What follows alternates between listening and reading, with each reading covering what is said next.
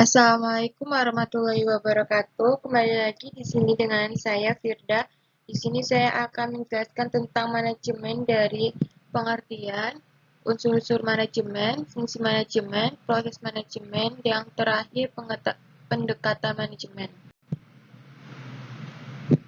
Pengertian manajemen. Manajemen adalah suatu proses tertentu yang terdiri atas perencanaan, pengorganisasian, penggerakan dan pengawasan yang dilakukan untuk menentukan dan mencapai tujuan-tujuan tertentu dengan menggunakan sumber daya manusia dan sumber daya alam yang ada. Manajemen merupakan ilmu tentang upaya manusia untuk memanfaatkan semua sumber daya yang dimilikinya untuk mencapai tujuan yang diinginkan secara efektif dan efisien. Ini skema pengertian manajemen. Di sini yang pertama yaitu ada pemanfaatan, habis itu ada sumber daya, dan yang terakhir tujuan. Tujuan di sini itu dibagi menjadi dua. Yang pertama efektif, yang kedua efisien. Tujuan itu harus ada yang efektif dan juga ada yang efisien.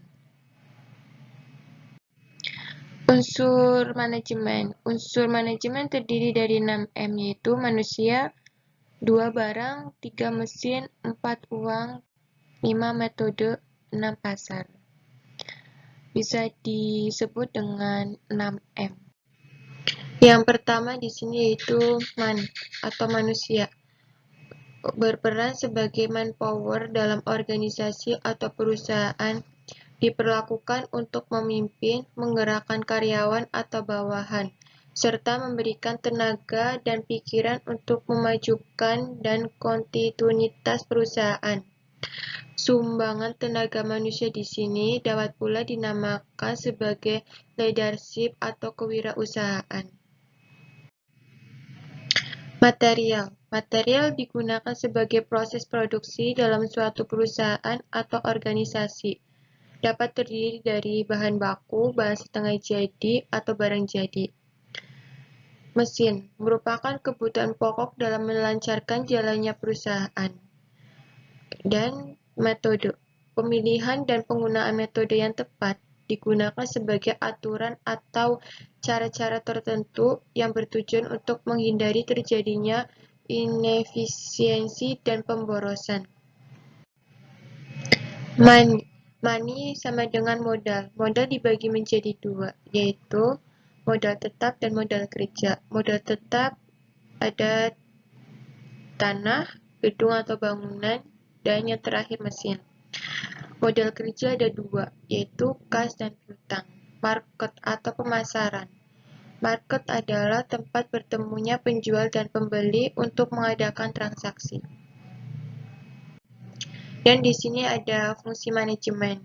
Fungsi manajemen itu ada apa aja? Yang pertama planning. Planning di sini dibagi menjadi 9. Yang pertama organizing, coordinating, directing, motivation, communication, leadership, penggunaan resiko, decision making, controlling. Dan di sini ada skema fungsi manajemen. Fungsi manajemen sebagai proses manajemen. Yang pertama planning, leadership, organizing, controlling. Skemanya seperti ini. Perencanaan. Perencanaan itu ada 3, tujuan, kebijakan, program. Dan jadilah sistem dan prosedur. Yang kedua, pengorganisasian. Yang pertama, struktur, staffing, koordinasi.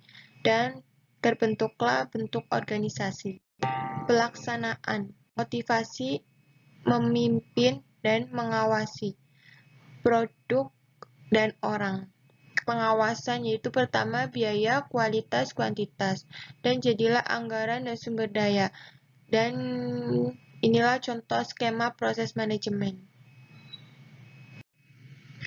Dan di sini ada perspektif keefektifan dalam manajemen. Contoh standar kerja. Yang pertama dari bawah yaitu ada keefektifan individu, yang kedua keefektifan kelompok, yang ketiga keefektifan organisasi. Ini contoh kepemimpinan atau manajemen. Seperti ini standar kerja. Tingkat manajemen. Tingkat manajemen di sini yaitu ada 3. Seperti gambar piramida. Bentuk segitiga seperti ini. Gambarnya yang pertama yaitu paling atas yang bisa kita sebut manajemen puncak. Yang kedua manajemen menengah. Dan yang terakhir manajemen pelaksanaan atau pengawasan. Tingkat manajemen. Tingkat manajemen yaitu 1. Manajemen puncak atau top manajemen. Disebut juga dengan manajemen institusional atau eksekutif atau key eksekutif. Terdiri dari dewan direktur, direktur utama. Tugasnya itu mengembangkan rencana-rencana yang luas untuk perusahaan dan mengambil keputusan-keputusan penting. Kedua, manajemen menengah. Disebut juga dengan manajemen administratif, terdiri dari pimpinan pabrik atau para manajemen divisi. Tugasnya itu bertanggung jawab untuk mengembangkan rencana-rencana operasional yang lebih luas dan menerapkan rencana yang dibuat oleh manajemen puncak. Ketiga, manajemen pelaksanaan. Bisa disebut juga dengan manajemen penyeliaan atau supervisor manajemen. Tugasnya bertanggung jawab untuk melaksanakan rencana-rencana yang dibuat oleh para manajemen menengah. Dan sekian, sampai di sini. Assalamualaikum warahmatullahi wabarakatuh.